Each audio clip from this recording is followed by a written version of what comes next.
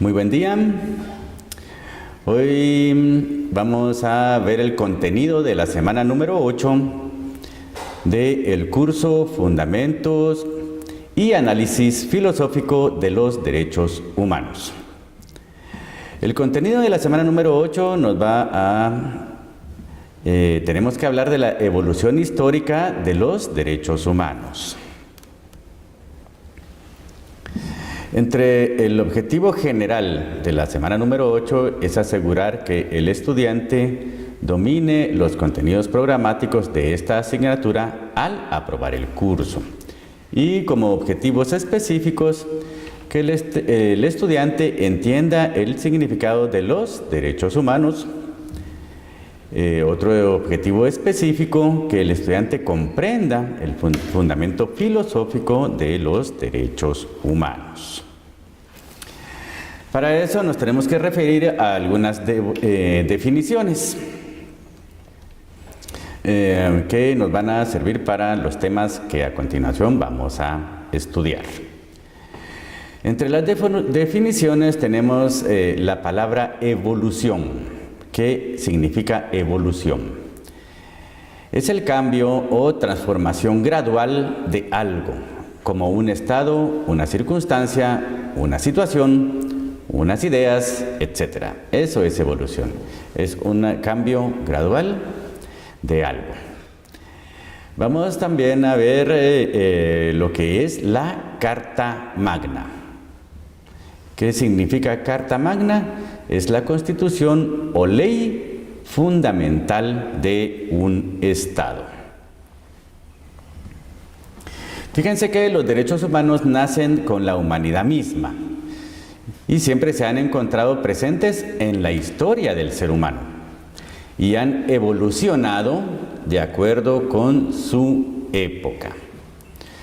Por supuesto, para conocer la profundidad de esta evolución, tendríamos que estudiar la historia de cada pueblo, de cada comunidad, sus costumbres, sus sistemas jurídicos. Sin embargo, en razón de la necesidad de síntesis, nos remitiremos a los principales instrumentos o documentos que históricamente se han referido a lo que hoy conocemos como derechos humanos. Por ejemplo, existen varios documentos que contienen normas jurídicas de protección a estos derechos humanos. Desde tiempos muy remotos, la norma budista, no hagas a otros lo que no quieres para ti, que posteriormente fue incorporada al cristianismo.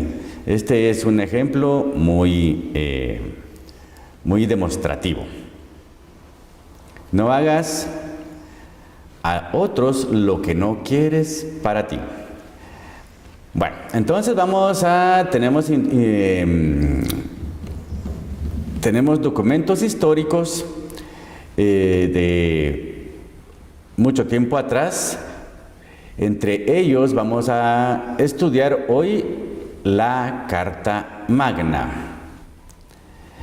Esta Carta Magna está integrada por 63 disposiciones o 63 artículos y en la primera se establece la libertad de la Iglesia con respecto al Estado. Ahí ya estamos entrando a la separación de poderes entre Iglesia y Estado.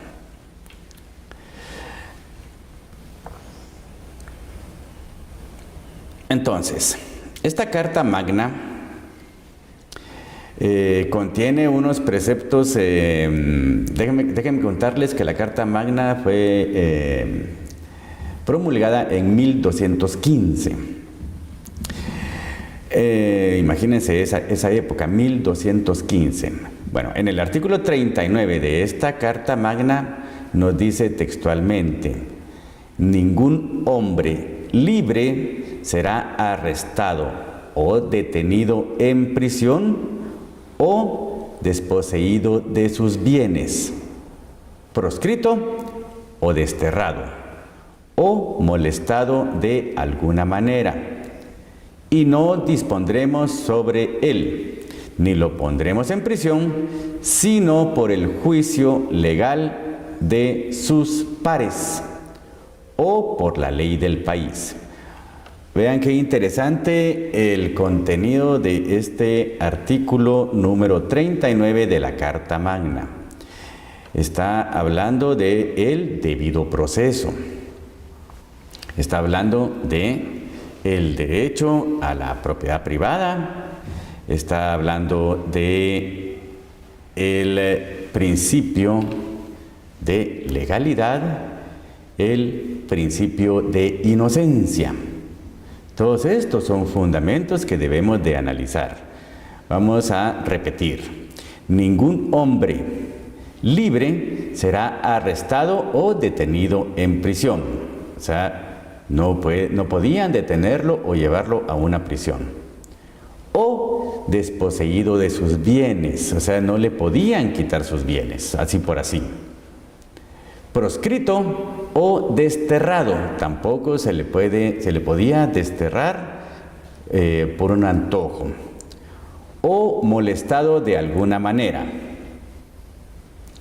y no dispondremos sobre él, ni lo pondremos en prisión, sino por el juicio legal de sus pares. O sea, debe de llevar un proceso legal para poder determinar si es culpable, y si es culpable, allí ya lo tendrían que poner en prisión, ya sea por juicio legal de sus pares o por la ley del país.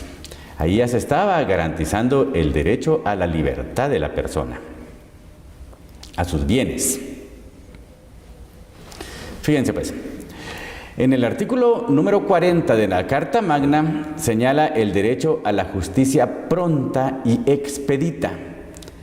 A nadie negaremos ni retardaremos el derecho a la justicia. Aquí ellos ya están hablando de situaciones procesales para evitar la impunidad. Acuérdense que estamos en 1215. Y ya están, en otras palabras, estaban evitando que los hechos delictivos quedaran impunes. Fíjense pues. Teníamos el derecho a una justicia pronta y expedita. Y a nadie se le negará ni retardará el derecho a la justicia. También nos vamos a referir al génesis del derecho a la libre circulación internacional. Estamos hablando de un derecho a la libre locomoción, y esta misma libre locomoción a nivel internacional. Esto lo encontramos en el artículo 42 de la Carta Magna, el cual literalmente dice: es la génesis del derecho a la libre circulación internacional, dejar nuestros reinos y volver a él, salva y seguramente por tierra o por agua. ¿Ok? Estamos hablando del derecho a la libre circulación internacional. La persona era libre de dejar su reino el tiempo que quisiera, y era libre también de volver a su reino. Y nos indican ahí que podían retirarse o regresar por tierra o por agua, que en ese tiempo eran las vías de comunicación que más se utilizaban. También tenemos en nuestra Carta Magna la libre comunicación de pensamientos y la libre expresión de las opiniones. Esto nos tendríamos que referirnos al artículo número 5 de nuestra Constitución, que nos habla de la libertad de acción. También al 35, que nos habla de la libre emisión del pensamiento. Ya lo trataban en esa época. ¿Qué dice el artículo número 11 de la Carta Magna? Se consigna el derecho a la libre comunicación de los pensamientos y las opiniones por la palabra, la prensa y la imprenta.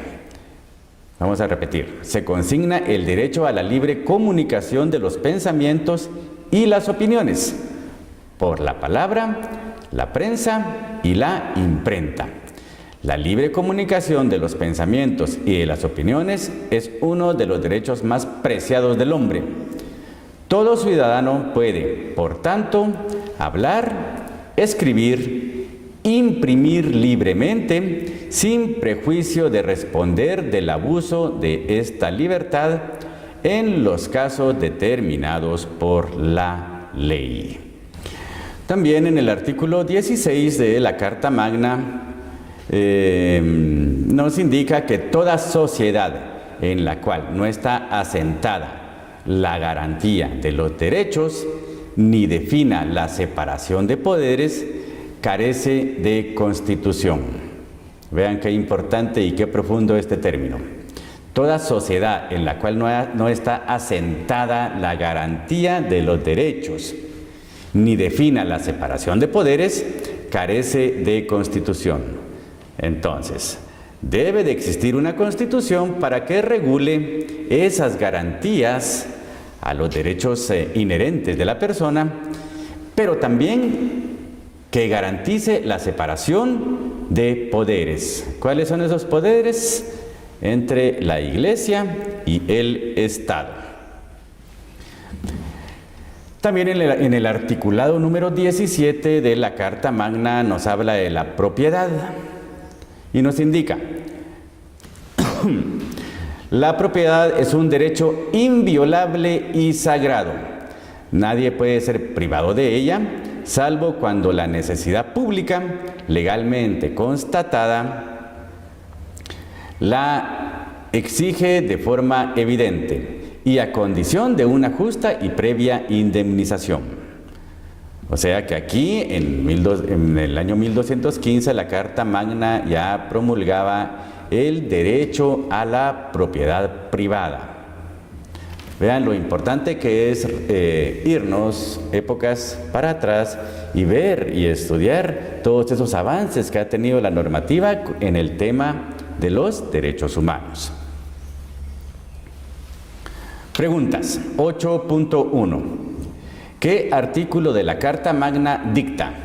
Ningún hombre libre será arrestado o detenido en prisión o desposeído de sus bienes. Pregunta 8.2. ¿Por cuántas disposiciones está conformada la Carta Magna? Pregunta 8.3. ¿Qué artículos de la Carta Magna dicta? La propiedad es un derecho inviolable y sagrado. Muchas gracias por su atención.